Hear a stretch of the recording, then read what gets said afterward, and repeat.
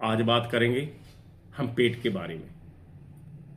आपको भूख नहीं लगती, खाया पिया हजम नहीं होता, आपकी सेहत नहीं बनती, जो खाते हैं तो मन खाने पीने को होता ही नहीं, तो आपको अपने जीवन में बदलाव करने की बड़ी आवश्यकता है। एक तो ये कि बाहर का फास्ट फूड, जो भी आप बाहर खाते हैं, नहीं खाना। घर का बना हुआ भोजन आपने खाना, उसमें मिर्च मसाले और तेल की मात्रा यानी चिकनाई कम रहनी चाहिए।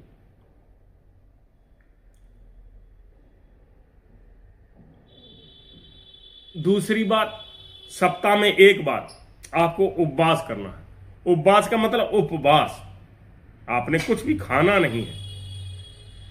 खाने का मतलब खाना नहीं खाना, कुछ भी नहीं खाना, केवल खाना नहीं। आपने केवल जल पीना है, जल पी करके उपवास करेंगे, या एक बार फलों का जूस ले लेंगे। पीना है, केवल पीना, भोजन नहीं, केवल पीना, वो उपवास है। चाय नहीं पीनी, दूध नहीं पीना। अब आप कहेंगे पीने के लिए तो बताया, पर पीने में भी केवल जल लेना है। और क्या लेना है? फलों का जूस। एक बार फलों का जूस लेंगे, वो भी अपने सामने साफ करवा के, बिल्कुल उसमें कोई चीज मिक्स नहीं, नमक शक्कर मिक्स नहीं, केवल जल की तरह पवित्र जूस, फलों का जूस एक बार लेना है। तो ये उपवास, सप्ताह में एक बार उपवास करें, और अगले दिन भोजन में मूंग की दाल की खिचड़ी या दलिया लें। ये नहीं आप डायरेक्ट कड़ा आहार नहीं लेंगे, देर में पचने वाला भोजन नहीं लेंगे। और रात को आपको लेना है त्रिफला। त्रिफला जो बाजार में आता है, ये संभाग होता है, जबकि ये कैंसर तक को ठीक कर सकता है त्रिफला। मगर इसमें आयुर्वेद में बताया है विषम भाग त्रिफला, जो अमृत के समान गुणकारी होता है।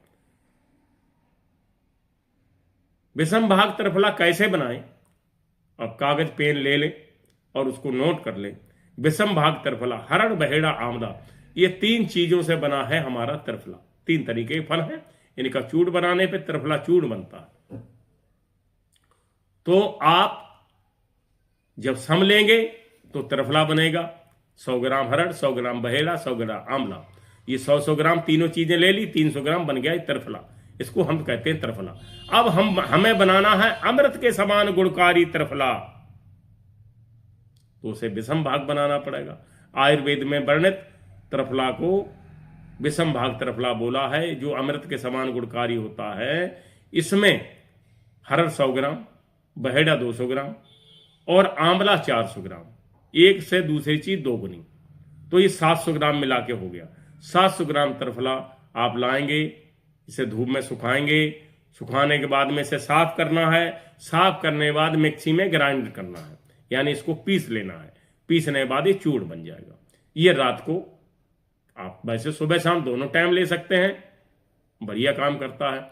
यदि आप इसे और ही गुणकारी बनाना चाहते हैं, पेट को बढ़िया साफ करे, तो आप इसमें बराबर ईसबगोल मिला लें, यानी 700 ग्राम त्रिफला और इसमें मान लो 100 ग्राम अलग कर लें, 100 ग्राम ईसबगोल और 100 ग्राम त्रिफला मिला लें, और रात को सोते समय इसे दूध से या गर्म जल से आप लें। आपका पेट साफ होने लगेगा, तो आपका भूख ठीक लगने लगेगी। दूसरी बात, यदि आप नहीं बना सकते हैं, बनाने में असमर्थ हैं, तो आप हमारे यहाँ से बनाया हुआ त्रिफला, जो विषम भाग हम बनाते हैं, उसको आप ले सकते हैं। बहुत ही गुणकारी है और बहुत ही लाभकारी है। आप एक बार प्रयोग करेंगे तो आप उसके लाभों को जान जाएंगे। दूसरी बात, हमेशा आप पॉजिटिव रहिए, पॉजिटिव सोचिए। आपने नेगेटिव सोचेंगे तो आप स्वस्थ नहीं हो सकते। ये हमारा शरीर उस प्रभु की देन है, उस ईश्वर की देन है, जिसकी आत्मा जिसके रूप में एक छोटा सा अंश हमारे अंदर बैठा है, वो है आत्मा।